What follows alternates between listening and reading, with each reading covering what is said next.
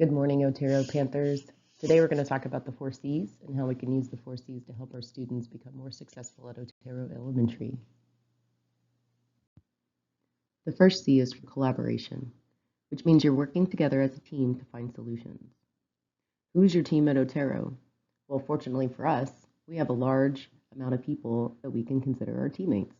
We have administrators, we have teachers, we have teaching learning coaches, we have support staff, we have counselors, we have social workers, we have a lot of different people with diverse backgrounds and diverse experiences that can come together and create ideas on how to solve issues.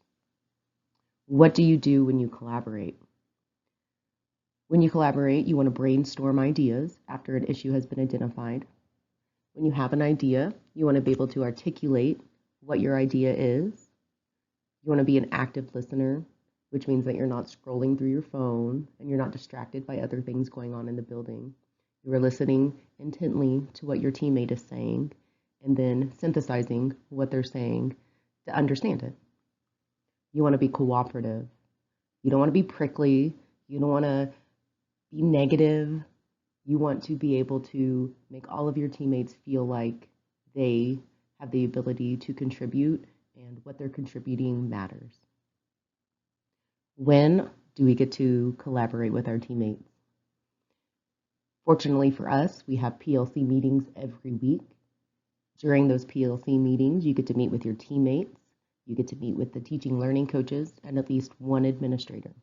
This is a perfect opportunity to bring up any issues that you might have in your classroom or just with the school culture or something specific that you want to talk to one of your teammates with, whether it's a grade level team or specials team. You also get the chance to have an all-staff meeting every Monday morning. This is an excellent time to bring up things that affect the whole school, or if there's something that you are specifically having an issue with that you want to be able to have many different ideas from many different people in different departments to help you find a solution to the problem. I feel like one of the best places to collaborate is at professional development outside the school. You get to meet different teachers, sometimes from different districts, who all have different experience, and they are great, especially ones that are more seasoned, the teachers that have been around for a long time, to bounce ideas off of them. Because more likely than not, they've tried what you're thinking, and they can give you great advice on whether it's a good idea or a bad idea, or how to help you tweak it so something that may not work could work with just a little tweaking. Why do we want to collaborate? Because it'll achieve the best results for our students. And that's why we're here. The next C is for communication. As educators, we communicate all day long with our students, their parents, our fellow teachers, administrators, support staff. The list goes on and on. The best thing you can do to be a good communicator is adapt to your audience. When you're speaking to a parent, you're not going to use the same technical language that you might with fellow teachers or the administrators. An example of this would be using acronyms, especially in special education. There's a lot of acronyms. And if you're at an IEP meeting and you're speaking to a parent as if they were an educator and have the same experience and education and background that you do, the meeting's not going to go well. How can you be a good communicator? Number one, be an active listener. Make sure you're making eye contact. Nod along so they know that you understand what they're saying.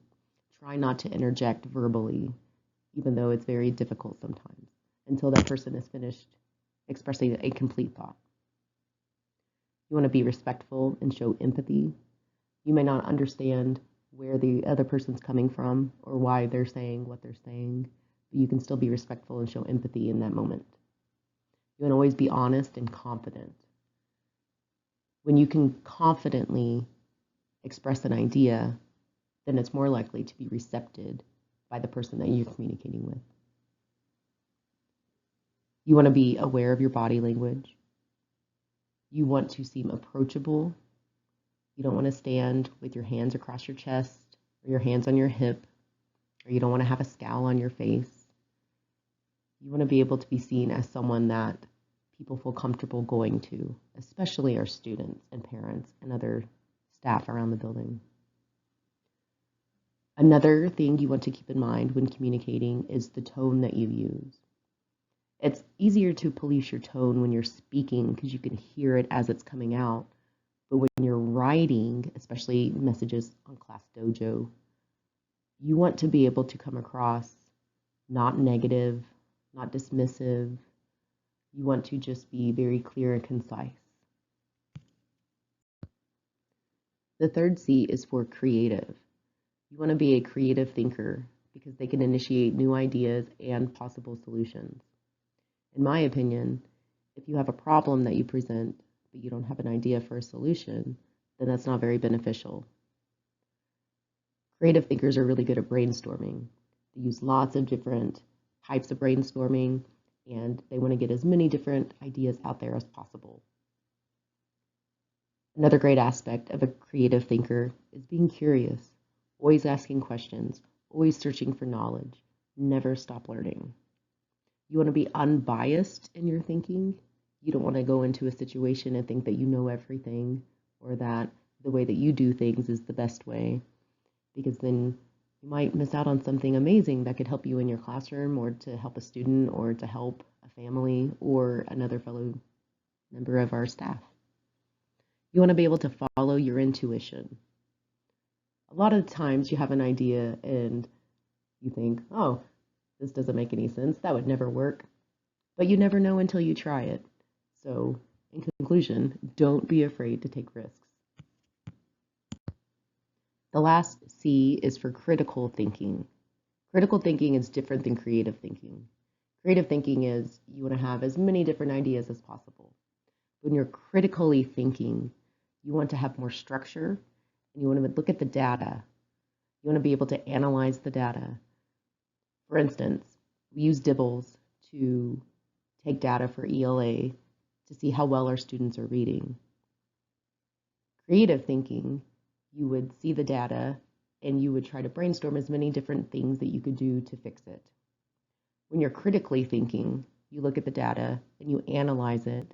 You want to understand why the student is scoring high or scoring low and what you can do to help them get to the next step. When you're a critical thinker, you want to be persistent. If something doesn't work the first time, that doesn't mean it's not going to work the next time. Maybe you just have to tweak it a little bit, but you definitely want to try again.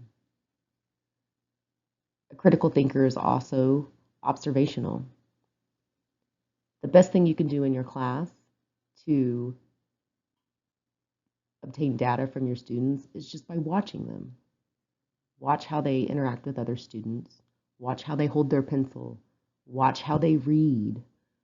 Listen to conversations that they have. Always be observing your surroundings. You want to be able to be evaluative. You want to be able to synthesize the data that you're receiving, and you want to try to make logical steps that come next to make the data better, whether that's poor reading scores or poor math scores or standards that they're just not quite getting.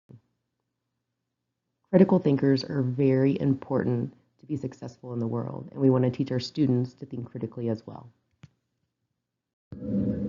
In conclusion, how can you apply the 4 C's in your classroom at Otero? Number 1, collaborate as much as possible, whether that's in PLC meetings, all staff meetings, professional development, during your planning period, or just passing in the hallway. You can share information with fellow teachers. You want to be able to communicate effectively, number 2, and you want to do that based on your audience. Be respectful, actively listen, and have warm, inviting body language. Be a creative thinker. Look for solutions that might be outside of the box. Challenge yourself and challenge your students to always take risks. We don't want to be scared of failure. Lastly, you want to be able to think critically. Teach your students how to be logical, how to be observers, and how to have robust discussions while evaluating data. Always encourage curiosity and self-awareness. If you'd like more information about the 4 C's, I have listed some links of YouTube videos and an article that I think would be helpful.